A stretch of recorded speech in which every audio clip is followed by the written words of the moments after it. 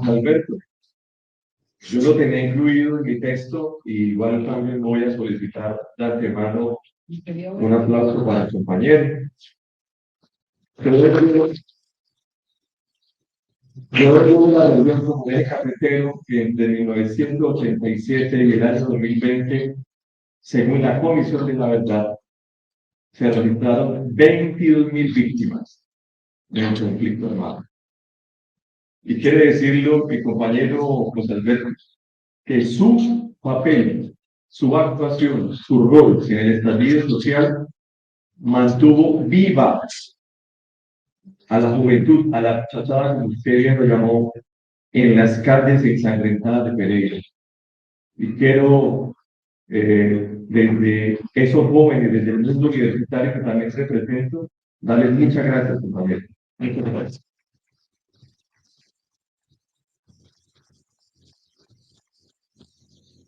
Bueno, recordaba, bueno, antes que nada quiero agradecerle al colectivo, en especial a Luis Alfonso y a los demás compañeros y compañeras que han hecho posible esta iniciativa.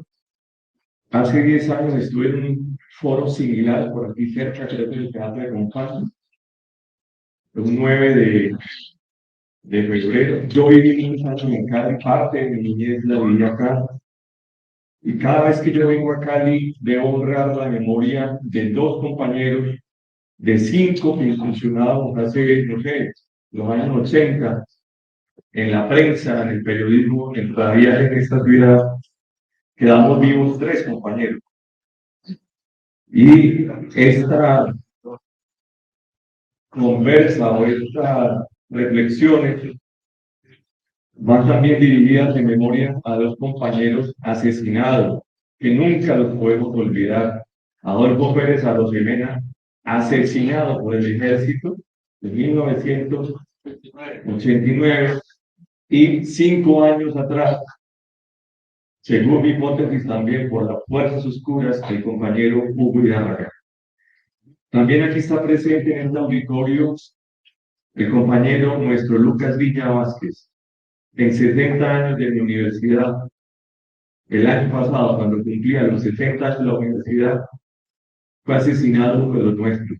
El primer universitario en la historia de mi universidad asesinado. Entonces también es en memoria del compañero Lucas. Quiero saludar porque realmente habíamos conocido, por acá había Carlos Marulanda, maestro Alberto Ramos, compañero Fernando Cardona, director del Opinadero, un ejemplo también de expresión alternativa en el eje cafetero. Esta reflexión se llama Movimientos Sociales, Voces Alternativas y Construcción de Poder Popular.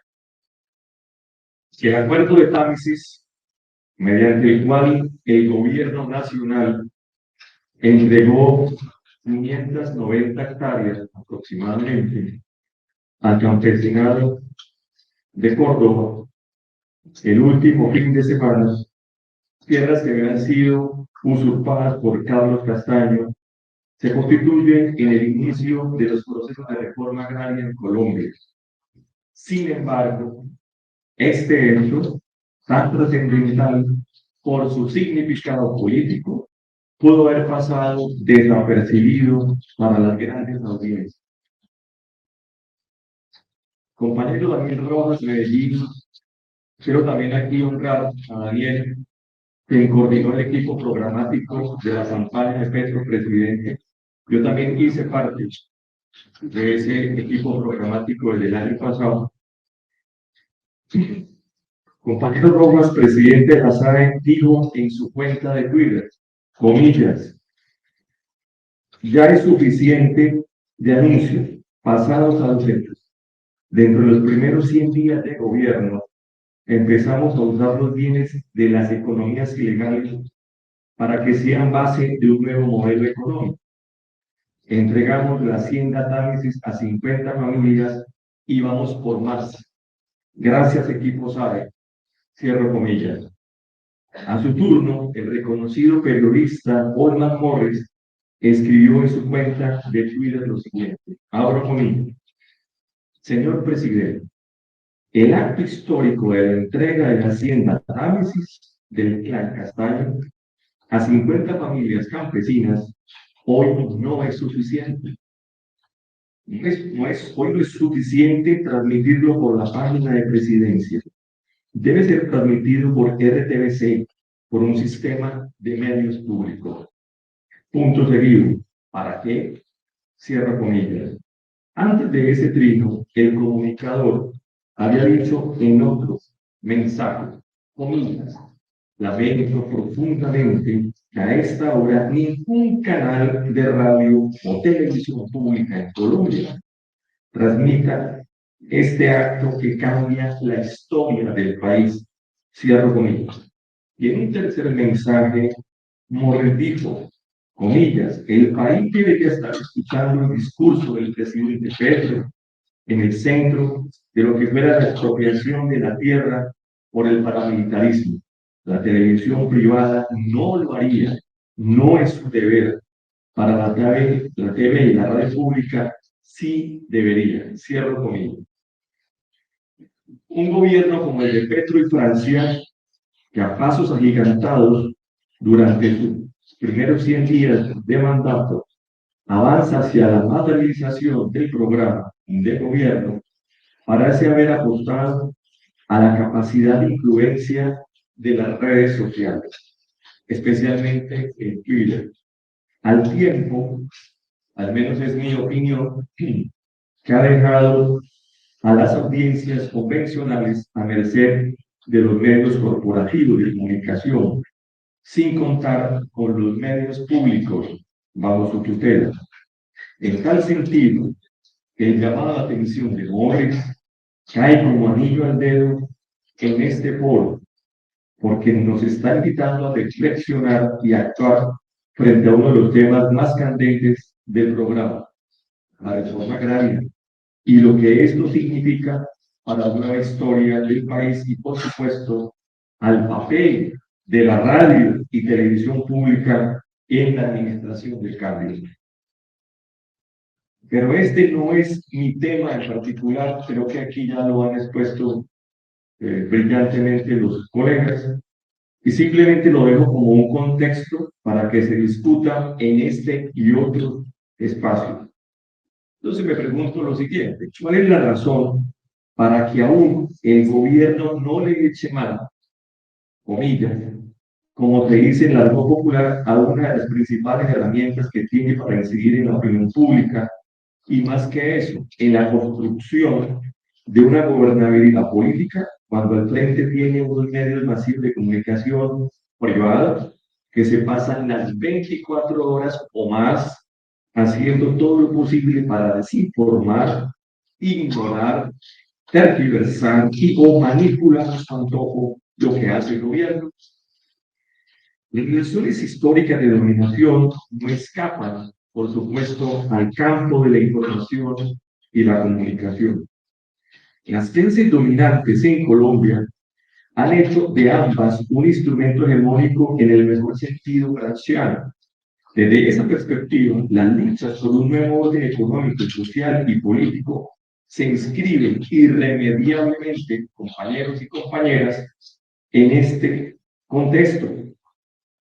Su estímulo lleva a creer que la comunicación estaría por fuera de un régimen especialmente afianzado en estrategias de control social a través del amplio repertorio de medios y disposibilidades articuladas a las esferas de poder oligárquico. No es cualquier poder, compañeros.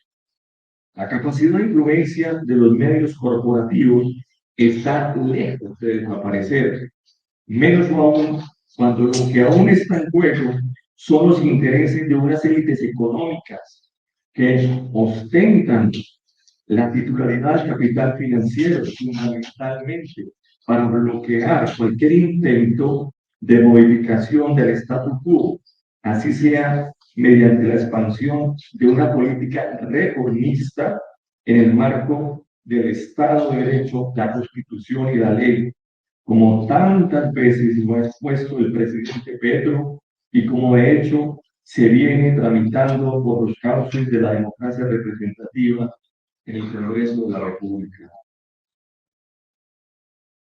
Esta primera idea nos lleva a pensar que en la actual transición política entre un gobierno autoritario, excluyente y represivo, como lo han sido todos los gobiernos de aquí hacia atrás, a uno democrático y popular, como en el que estamos transitando, se espera que la comunicación juegue un papel clave en los procesos de movilización social con el fin de contrarrestar la ofensiva mediática desde la cual las élites buscan neutralizar los propósitos asociados a la justicia social, la justicia económica y la justicia ambiental. A mi entender, un gobierno popular como el de Petro y Francia, inédito en la historia republicana de nuestro país, también exige el ejercicio del poder popular.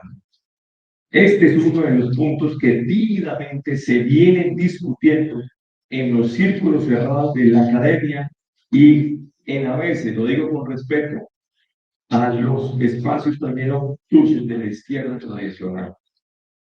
Como lo enseña Tilly, los movimientos sociales desde su irrupción en el siglo XVIII no solo avanzaron y progresaron gracias a sus actuaciones individuales, y en el pleno siglo XXI, gente de todo el mundo vio en la expresión movimiento social el contrapeso, como dice Tilly, a un poder opresivo, un llamamiento a la acción popular contra un amplísimo abanico de plagas, entre ellas todas aquellas que ha provocado el capitalismo global. Para este autor, los movimientos sociales constituyen una oportunidad democrática en el marco, eso sí, de las contiendas políticas y sociales.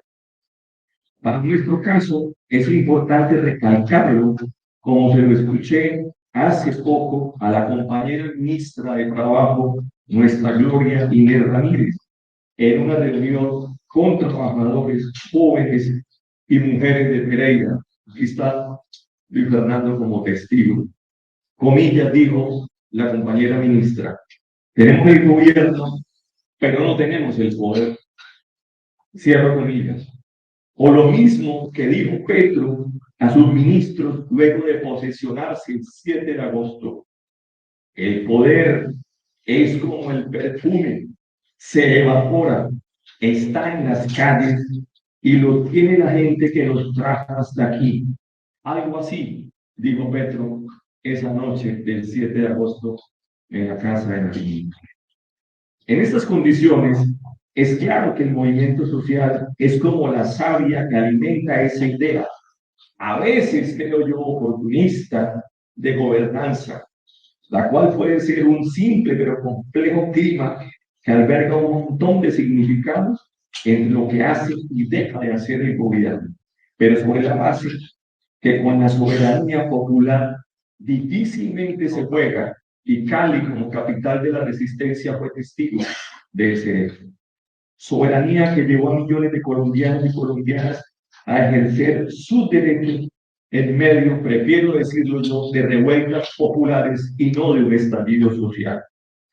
Más que todas las luchas que han ensangrentado campos y ciudades en Colombia a través de su historia, como lo fue o como lo fueron los acontecimientos del 2021. Si los movimientos sociales, si los movimientos sociales lo que hacen es afirmar la soberanía popular, un gobierno popular debería ser su propio correlato frente a una oposición que compite, cuestiona y se enfrenta al poder constituido desde la acción política, dice un historiador mexicano. El problema para nosotros, me refiero al pacto histórico, y aquí debo decirlo en nombre propio como uno de los voceros del pacto histórico en mi departamento, es que la oposición y esta idea, que la acabo de escuchar de nuevo a Luis Alfonso, que la comparto con él, además a quien felicito por esta iniciativa. Yo quiero que también le demos un aplauso a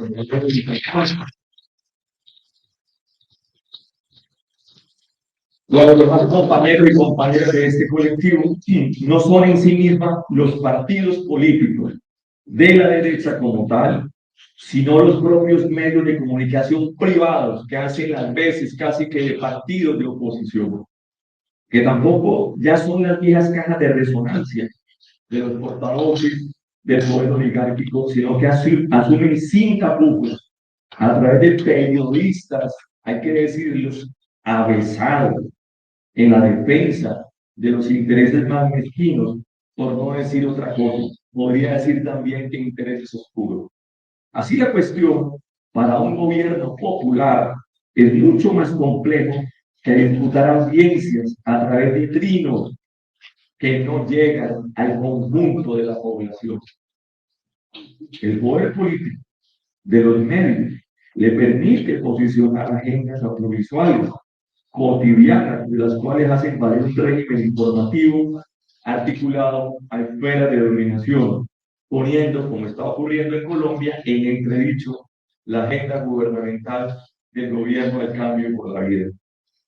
En ese sentido, surge la pregunta por la relación intrínseca, pero crítica, entre gobierno popular y poder popular, desde una perspectiva que haga posible la articulación del florecimiento de las voces alternativas frente al régimen mediático que se resiste a los cambios a través de las reformas sociales, económicas y políticas.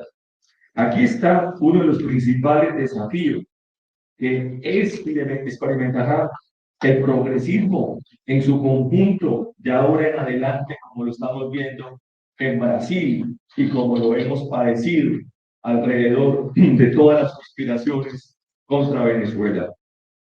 So pena de vaciar el discurso reformista con los encantos de cómo quiere que el gobierno actúe y hable según las pautas de la extrema derecha en Colombia. En la actual discusión de la reforma agraria y de las demás reformas, las propuestas alrededor de transición energética y la paz total, para solo citar algunas, se notan a las claras que esa mediocracia criolla, como dice el filósofo coreano Jung Chang Han, a través de la telecracia, quiere perpetuar la historia de dominación a la que ya de alguna manera estamos acostumbrados. Cerrando mi exposición, mi tesis central es que un gobierno popular, so pena de quedar prisionero del poder mediático corporativo, debe impulsar la comunicación popular, o al menos apoyarla y afianzarla, para que ese poder popular se expanda y fortalezca como tiene que ser, entendido como el conjunto de las voces alternativas que le salen al paso a la desinformación y la manipulación a través, como lo decía el profe, de los medios barriales, de los medios locales, desde el barrio hasta la comuna y desde estos a los territorios enteros. Medios, muchos de ellos, que superando el miedo, como se dijo acá, se atreven a leer contenidos desde las miradas críticas y propositivas. No veo otro camino que incentivar la voz ciudadana y popular para hacer frente a una comunicación históricamente controladora, la misma que descontextualiza, relativiza y opaca la legitimidad del gobierno de Petro y Francia. Sin embargo, por ahora no es muy claro, es una percepción, una simple percepción, excepto el lugar social de enunciación de los diálogos regionales vinculantes, la articulación entre el gobierno popular y el poder popular desde el movimiento social y las voces alternativas. No lo es, no tanto porque no exista una política que incentive o estimule dichas relaciones, sino por la ausencia, quizá, lo dejo aquí como hipótesis, de una lectura que escape al determinismo tecnológico de las redes sociales. en cuya arena se disputan, eso sí, las narrativas cotidianas entre el presidente, sus ministros y la oposición, encabezada por las plataformas mediáticas al servicio de intereses oligárquicos. Si bien las redes sociales han catapultado la contienda política a otros niveles de mediación, suscitando su reinvención, y aquí apelo al recientemente fallecido colega Jesús Martín Mamber, quien conocía aquí en Cali hace muchos años, Jesús Martín Mamber, aún subsisten las viejas narrativas de lo político, que distorsionan y disipan los discursos que buscan posicionar. Este vacío es llenado a contrapelo por los medios y redes de corte ciudadano, social y popular que a su modo intentan contrarrestar la desinformación, la manipulación y lo que se le parezca, y se ha dicho. Todo esto, eso sí, lejos muchas veces de una oposición legítima, como debería suceder en toda democracia liberal. El movimiento social, en todas sus expresiones, tiene una tarea crucial, como de hecho lo ha venido haciendo, a costa, como también dijo el compañero, de la Colombia humana, de las propias vidas, de sus propias vidas. Es la defensa de la democracia popular y sus objetivos. Para avanzar en esta dirección, debe conectarse con el gobierno en todos los territorios, desde el proyecto que valide las políticas del cambio hasta el diseño y ejecución de estrategias de movilización que permitan al campo popular impulsar sus derechos y reivindicaciones. Aspiramos a que tanto la comunicación democrática como la popular y alternativa sean los tres pilares de este proceso. La rica y constructiva experiencia de las dos últimas décadas, al menos, de resistencia ciudadana, ambiental, popular, por parte de los movimientos sociales en Colombia, deja un saldo alentador en la perspectiva de fortalecer procesos de comunicación desde el ámbito de los sectores subalternos de nuestra sociedad. Me refiero a una comunicación que viene surgiendo, expandiéndose desde abajo, una comunicación popular que confronta las estructuras de poder local capturadas hoy por la corrupción y las mafias de todo tipo. Una comunicación que impugna a los emisores hegemónicos que descalifican e excluyen radicalmente toda cultura subalterna, bien sea incluso por el desprecio racista o el uso de la violencia simbólica. No creo, a despecho de equivocarme, que debemos dejar en manos, lo digo con el mayor respeto, por supuesto, no debemos dejar en manos exclusivamente de los youtubers consecuentes la suerte de las voces alternativas. Por consiguiente, no deben depender de quienes, haciendo uso de sus habilidades discursivas, confronten el poder real. Tampoco está en manos de reconocidos tuiteros. Ambos, es decir, tuiteros y youtubers, hacen parte de las nuevas mediaciones, parafraseando a nuestro Jesús Martín Barbero, que están jugando, eso sí, un papel extraordinario en el contexto de las disputas por el streaming, como lo decía José Alberto, o como si fueran voces disidentes en la transición democrática que experimenta Colombia. Enfrentamos la cultura de la mentira y el odio con armas desiguales. Ambas discursividades, alentadas por la manipulación de los hashtags matutinos, cotidianos, para configurar tendencias desde emisores corporativos en la radio que se catapultan luego en las redes sociales, fabricando audiencias, eso sí, para lapidar política y moralmente cualquier decisión y actuación del gobierno, y los ejemplos abundan: reforma agraria, reforma tributaria, impuesto a las bebidas gaseosas, etcétera, etcétera.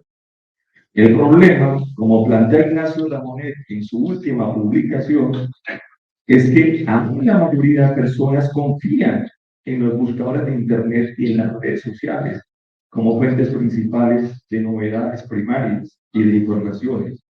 Para este autor, es de esa forma como se puede estar debilitando la democracia, porque en la práctica están difundiendo en forma masiva teorías de conspiración, discursos de odio y mensajes extremistas.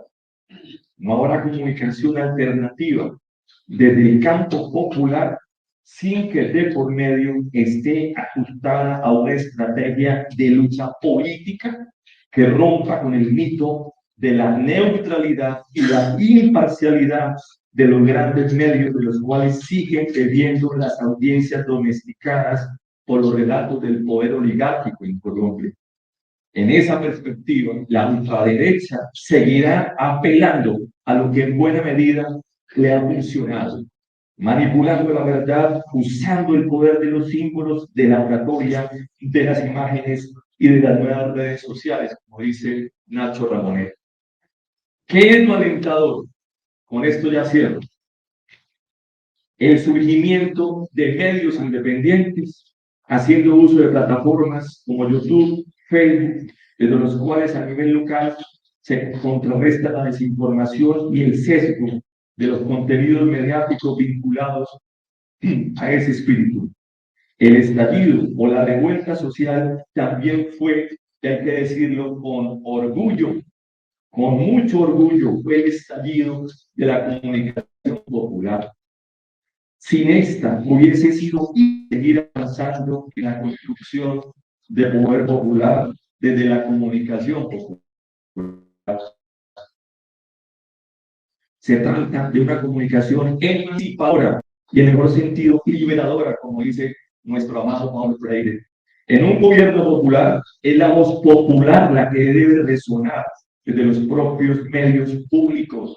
Y lo digo con respeto, pero también subrayándolo, sin miedo y con la convicción de que la democracia popular se ejerce de modo soberano.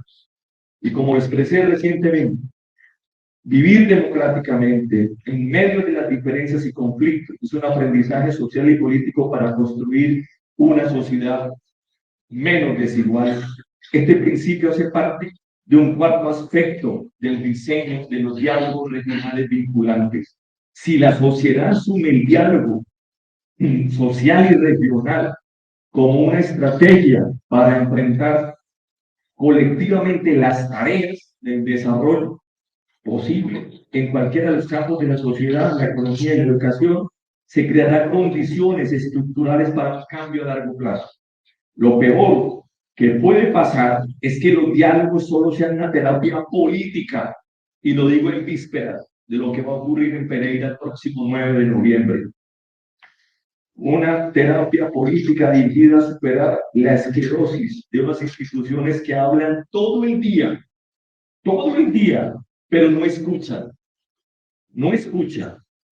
o si escuchan, otros ruidos los ensordecen.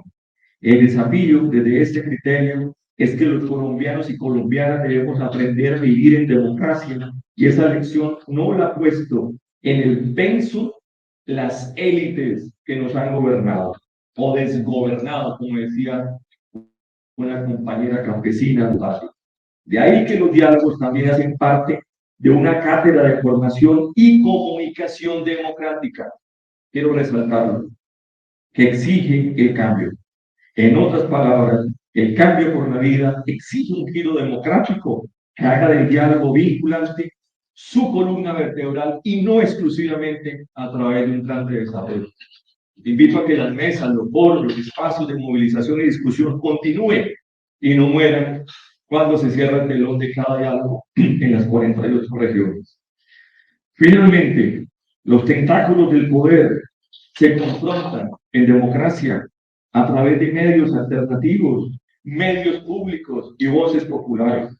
El colectivo Periodismo por la Verdad de Cali, que lidera mi compañero Luis Alfonso, se coloca a la vanguardia de esta tarea y jugará sin duda un papel admirable y ejemplar para acompañar e impulsar los cambios que el gobierno de Petro y Francia se han trazado para hacer de Colombia una potencia mundial de la vida, desde la paz social, la justicia social y la justicia ambiental. Muchas gracias.